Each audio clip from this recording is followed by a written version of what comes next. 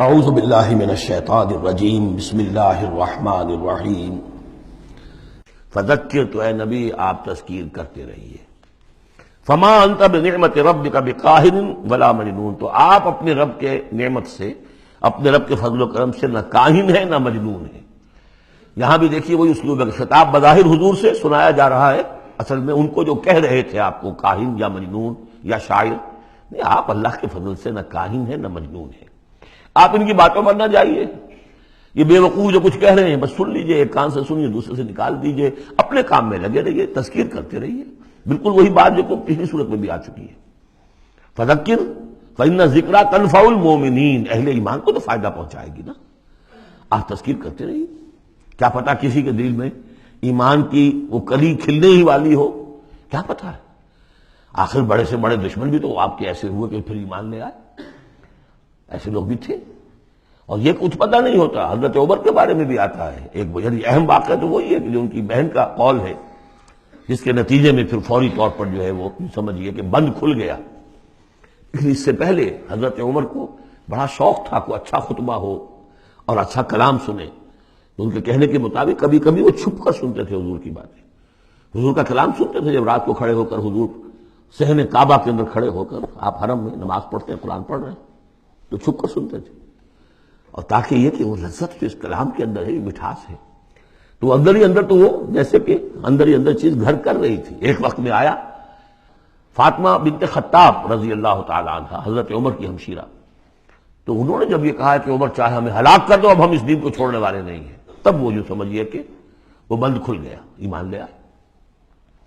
فذکر فما انت بنعمت ربک بکاہن ولا مجنون، تو آپ تذکیر کیجئے اور آپ اللہ کے فضل و کرم سے نہ کاہن ہیں نہ مجنون ہے. ام یقولون شاعر نتربص بہ ریب المنون، کیا ان کا کہنا یہ کہ یہ شاعر ہے اور ہم منتظر ہیں اس پر گردش زمانہ کے، زمانے کی گردش کیا دکھاتی ہے، ذرا ویٹ کرو، ویٹ اینڈ سی، پتہ چل جائے گا یہ جو کچھ کہہ رہے ہیں. تو ذرا ابھی جلدی نہ کرو، ایمان مت لاؤ فوراً. وہ ایک دوسرے کو اس طریقے سے تھامتے تھے. قل تربصوا، کہہ دیجیے اچھا کر لو انتظار. فإنی معکم من المتربصین، تو میں بھی تمہارے ساتھ انتظار کر رہا ہوں. ام تامرہم احلامہم ھذا ام ہم قوم طاغون، کیا ان کی عقلیں انہیں یہی کچھ سکھا رہی ہیں، یا یہ کہ یہ جان بوجھ کر طغیان اور سرکشی کر رہے ہیں. ان دو ہی شکلیں تھیں نا، کہ یا تو یہ کہ واقعتاً مغالطے میں ہوں اور ان کی عقل میں بات نہیں آ رہی، اور ان کی عقل جو ہے انہیں سکھا رہی ہے کہ نہیں نہیں یہ قابل قبول شے نہیں ہے جو محمد کہہ رہے ہیں، یا یہ کہ اپنی طغیانی اور سرکشی کی وجہ سے، حالانکہ عقل گواہی دے رہی ہے کہ بات ٹھیک ہے، دل اندر سے گواہی دے رہا ہے کہ بات ٹھیک ہے، لیکن اپنی طغیانی اور سرکشی، دریا کو اپنی موج کی طغیانیوں سے کام، کشتی کسی کی پار ہو یا درمیاں رہے، تو یہ جو نفس کی طغیانی ہے اس کی وجہ سے یہ باتیں کر رہے ہیں، یا واقعی ان کی عقل یہ حکم لگا رہی ہے. ام یقولون تقولہ، کیا ان کا کہنا یہ ہے کہ یہ محمد نے خود کہہ لیا ہے. تقول باب تفاعل ہے، تکلف کر کے کچھ کہنا، کہ یہ آپ نے کچھ تک بندی کر لی ہے، جوڑ لیا ہے، الفاظ کو جوڑ کر یہ کلام خود موضوع کر لیا ہے. ام یقولون تقولہ بل لا یؤمنون، نہیں یہ ماننے والے نہیں. فلیاتوا بحدیث مثلہ ان کانوا صادقین، اگر وہ سچے تو ایسی ہی کوئی اور شے لے آئے. تمہارے اندر بھی تو بڑے بڑے خطیب موجود ہیں، شعراء ہیں، ادیب ہیں، اگر تو یہ واقعتاً محمد نے خود گھڑ لیا ہے، خود تصنیف کیا ہے، تو لے آؤ نا ایسا ہی کلام تم بھی. ام خلقوا من غیر شیء ام هم الخالقون، یہ فلسفے کا بڑا گہرا مسئلہ ہے.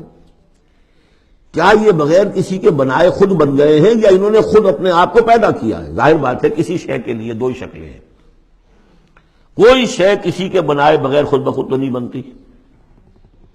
اب اگر یہ جانتے ہیں کہ ہم نے خود تو اپنے آپ کو بنایا نہیں، یا تو ہم خود بنے ہوتے ہیں، خود بنایا ہوتا، تو اب کسی اور کے بنائے بغیر کیسے بن گئے؟ تو کوئی اور ہے جس نے ہمیں بنایا ہے. ام خلقوا من غیر شیء، کیا یہ کسی کے بنائے بغیر بن گئے؟ ام هم الخالقون، یا اگر اللہ کا انکار کر رہے ہیں تو کیا یہ اس کے مدعی ہے کہ وہ خود ہے پیدا کرنے والے؟ ام خلقوا السماوات والارض، اچھا اپنے آپ کو چھوڑے کہ آسمان اور زمین انہوں نے بنائے. بل لا یوقنون، لیکن کیا کیا جائے، یہ حقائق ہیں، دو اور دو چار کی طرح کے مسلم حقائق ہیں، لیکن یہ کہ وہ ماننے والے نہیں ہیں، یقین نہیں کرتے. ام عندہم خزائن ربک ام ہم المسیطرون، کیا ان کے ہاتھ میں ہے، ان کے قبضے قدرت میں ہے آپ کے رب کے خزانے؟ وہ جو کہا تھا انہوں نے کہ کسی بڑے آدمی کے پاس، بڑے چودھری سرمایہ دار کسی سردار کے پاس یہ وحی آئی ہوتی ہے اگر اللہ نے بھیج دی تھی تو۔ یہ بنو ہاشم کا یتیم جس کے پاس کوئی سرمایہ نہیں، کوئی اثاثہ نہیں، نہ ہی مکے کی ہائرارکی جو تھی وہاں کی اس میں کوئی عہدہ تھا، حضور کے پاس کوئی عہدہ نہیں تھا۔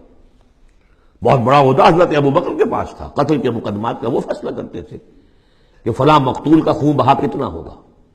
اور ٹرائبل جو سسٹم ہوتا ہے، ٹرائبل لائف میں سب سے زیادہ سینسٹیو ایشو یہ ہوتا ہے طے کرنا کہ کسی مقتول کا خون بہا کتنا ہوگا، اور یہ عہدہ حضرت ابوبکر کے پاس تھا۔ وہ سرمایہ دار بھی تھے، 40,000 درہم کا ان کا سرمایہ تھا اس وقت جب وہ ایمان لائے ہیں، جس میں کہ جب گئے ہیں حضور کے ساتھ ہجرت پر تو کچھ نہیں چھوڑا گھر میں، اگر کچھ تھا تو وہ لے کر ساتھ گئے کہ راستے میں جو ضرورت پیش آئے گی حضور کے ساتھ، کچھ نہیں چھوڑا، حالانکہ خاندان کو چھوڑ کر گئے۔ حضرت عائشہ، حضرت اسماء دونوں موجود تھیں، ان کی والدہ، پھر حضرت ابوبکر کے والد ابو قحافہ، سب کو چھوڑ کر گئے، ایک پیسہ نہیں چھوڑا۔ تو ظاہر بات ہے کہ یہ اللہ تعالیٰ نے جس کو بھی یہ ہمت دی ہے۔ تو یہ جو کہتے ہیں کہ کسی اور کے پاس کیوں نہیں وہی آئے، تو کیا تمہارے آپ کے رب کی جو رحمت ہے اس کے خزانوں پر ان کا تسلط ہے، ان کا دور چلتا ہے؟ ام ہم المسیطرون، یا یہ داروغہ ہیں؟ ام لہم سلم یستمعون فیہ، یا کیا ان کے کوئی ایسی سیڑھی ہے کہ جس پر چڑھ کر یہ آسمان کی خبریں سنتے ہوں؟ فلیات مستمعہم بسلطان مبین، تو اگر کسی نے سنا ہے ان میں سے تو وہ سند لائے، دلیل بتائے کہ کیا سن کر آیا ہے۔ ام لہ البنات ولکم البنون، کیا اللہ کے لیے تو بیٹیاں ہیں اور تمہیں پسند ہیں بیٹے؟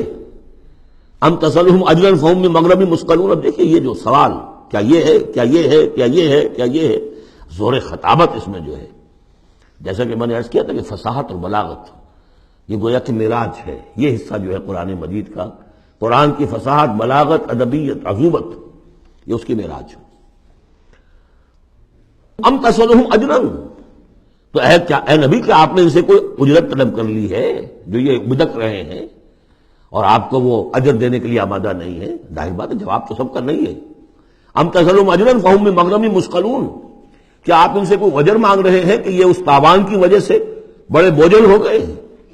ام عندہم الغیب فہم یکتبون، کیا ان کے پاس غیب کا علم ہے جسے یہ لکھ رہے ہیں؟ ام یریدون کیدا، یا یہ چال چل رہے ہیں، جھوٹی بہانے بنا رہے ہیں اپنے عوام کو روکنے کے لیے، یہ سخن سازی کر رہے ہیں، باتیں بنا رہے ہیں، خود ان کے دل جو ہے ان باتوں کو نہیں مانتے۔ فرمایا ام یریدون کیدا فالذین کفروا هم المکیدون، اصل میں جو کافر کر رہے ہیں وہ خود ایک چال کا شکار ہو گئے ہیں۔ انہم یکیدون کیدا واکید کیدا، یہ سورۃ الطارق میں آ جائے گا، یہ بھی چالیں چل رہے ہیں، ہم بھی چال چل رہے ہیں۔ ام لہم الہ غیر اللہ، کیا ان کے لیے اللہ کے سوا کوئی الہ ہے؟ سبحان اللہ عما یشرکون، پاک ہے اللہ اس سے جو شرک کیا کر رہے ہیں۔ وَإِن يَرَوْا كِسْفًا مِنَ السَّمَاءِ سَاقِطًا، اور اگر کبھی یہ دیکھیں آسمان کا کوئی ٹکڑا گرتا ہوا، یعنی عذاب الہی اگر آ جائے، یقولوا سحاب مرکوم، جیسے کہ قوم عاد نے کہا تھا ھذا عارض ممطرنا، یہ تو اب بادل آ گیا، ابر آ گیا، بارش ہوگی، جل تھل ہو جائیں گے۔ یہ بھی کہیں گے یقولوا سحاب مرکوم، کہ یہ تو بادل ہیں تہ بر تہ، فذرہم حتی یلاقوا یومہم الذی فیہ یوسقون، تو اے نبی ذرا ان کو چھوڑے رکھیے، ذرہم، یہ ابتدائی صورتوں میں یہ آپ کو لفظ بار بار ملے گا، ذرہم ذرنی ومن یکذب بہذا الحدیث سنستدرجہم من حیث لا یعلمون واملی لہم ان کیدی متین۔ تو یہ ذرنی چھوڑ دیجیے مجھے، میں ان سے نبٹ لوں گا، آپ ان کی طرف توجہ نہ ہو، ان کی تکذیب، ان کا استہزاء، ان کا تمسخر آپ توجہ نہ کریں، بس آپ اپنی تذکیر کرتے رہیے، تبلیغ کرتے رہیے۔ فذرہم حتی یلاقوا یومہم الذی فیہ یوسقون، تو چھوڑے رکھیے ان کو یہاں تک کہ وہ ملاقات کر لیں اپنے اس دن کی جس دن میں کہ یہ ان پر بجلی کی کڑک گرے گی۔ یوم لا یغنی عنہم کیدہم شیئا، جس دن ان کی یہ ساری چالیں ناکام ہو جائیں گی، کوئی ان کے کام نہیں آ سکے گی۔ ولا ہم ینصرون، نہ ان کی کوئی مدد ہوگی، کوئی ان کی مدد کو پہنچے گا۔ وَإِنَّ لِلَّذِينَ ظَلَمُوا عَذَابًا دُونَ ذَلِكَ، اور وہ جو بھی آنا ہے عذاب آخری، اس سے پہلے ان کے لیے، ان کافروں کے لیے، ان ظالموں کے لیے، مشرکوں کے لیے اور بھی عذاب ہے۔ وہ عذاب یا تو قحط مکہ میں جو قحط پڑا تھا سب، جو ہم سورہ دخان میں پڑھائے ہیں، اور یا یہ کہ مقتل بدر، جس میں کہ 70 ان کے بڑے بڑے سردار جو ہیں وہ کھیت رہے. ولیکن اکثرہم لا یعلمون، لیکن ان کی اکثریت علم نہیں رکھتی. واصبر لحکم ربک فانک باعیننا، اے نبی آپ اپنے رب کے حکم کا، فیصلے کا انتظار کیجئے، صبر کیجئے، جلدی نہ کیجئے. فاصبر، ان صورتوں میں اکثر آپ دیکھیں گے، یہ بھی 29ویں پارے کی صورتیں بھی، فاصبر فاصبر، سورہ مدثر میں بھی واصبر، تو یہ بار بار آئے گا، اے نبی صبر کیجئے. سورہ مزمل میں واصبر علی ما یقولون واہجرہم ہجرا جمیلا، جو کچھ یہ کہہ رہے ہیں سنیے اور صبر کیجئے. وَلِرَبِّكَ فاصبر، اپنے رب کے لیے انتظار کیجئے. فاصبر وما صبرک الا باللہ، صبر کیجئے اور آپ کا صبر جو ہے وہ تو اللہ ہی کے سہارے پر ہے. اس سے پہلے ہم پڑھ آئے ہیں فاصبر کما صبر اولو العزم من الرسل، صبر کیجئے جیسے کہ ہمارے اور اولو العزم پیغمبروں نے صبر کیا. ذرا تصور کیجئے کہ ہمارے پیغمبر نوح نے 950 برس تک صبر کیا. واصبر لحکم ربک، جب صبر کے بعد لام آ جائے تو اس کے معنی انتظار کے ہوتے ہیں. صبر کیجئے اپنے رب کے حکم کا، یعنی انتظار کیجئے. فَإِنَّكَ بِأَعْيُنِنَا، آپ ہماری نگاہوں میں ہیں، ہم دیکھ رہے ہیں. یہ ہم پڑھ چکے ہیں، سورہ یونس میں بھی آیا تھا. آپ کسی شان میں بھی ہوتے ہیں لیکن ہم دیکھ رہے ہوتے ہیں. وَسَبِّحْ بِحَمْدِ رَبِّكَ حِينَ تَقُومُ، اور جب آپ کھڑے ہوں، عام طور پر خیال یہی ہے کہ جب رات کو آپ کھڑے ہوتے ہیں تہجد کے لیے، جس کے لیے کہ سورہ مزمل میں آئے گا قُمِ اللَّيْلَ إِلَّا قَلِيلًا نِصْفَهُ أَوِ انقُصْ مِنْهُ قَلِيلًا أَوْ زِدْ عَلَيْهِ وَرَتِّلِ الْقُرْآنَ تَرْتِيلًا. شروع میں تو اصل نماز وہی تھی، رات کی نماز. تو جب آپ کھڑے ہوں اپنے رب کی حمد کے ساتھ تسبیح کرتے رہیے. وَمِنَ اللَّيْلِ فَسَبِّحْهُ، اور رات کے ایک حصے میں بھی، یعنی یہ کہ اور بھی حصے ہیں تہجد کے علاوہ، جو آپ کو معلوم ہے بعد میں پھر یہی چیزیں ہیں جو تبدیل ہو کر اور اس کی متعین شکلیں بن گئی. مغرب بھی رات ہی کا ایک حصہ ہے، اس لیے کہ غروب شمس کے بعد ہے. عشاء بھی رات کا ایک حصہ ہے. وَمِنَ اللَّيْلِ فَسَبِّحْهُ، رات کے حصے میں آپ تسبیح کیجئے اس کی. وَإِدْبَارَ النُّجُومِ، اور جب تاروں کا قافلہ پیٹھ موڑے، تار جا رہے ہوں یعنی صبح آ رہی ہو. یہ گویا کہ قافلے کا جو تاروں کا قافلہ ہے وہ گویا کہ کوچ کرنا شروع کرتا ہے. جب صبح کی آمد ہوتی ہے تو اس وقت بھی تاروں کے پیٹھ پھیرتے وقت بھی آپ تسبیح کیجئے اللہ کی. صدق اللہ العظیم.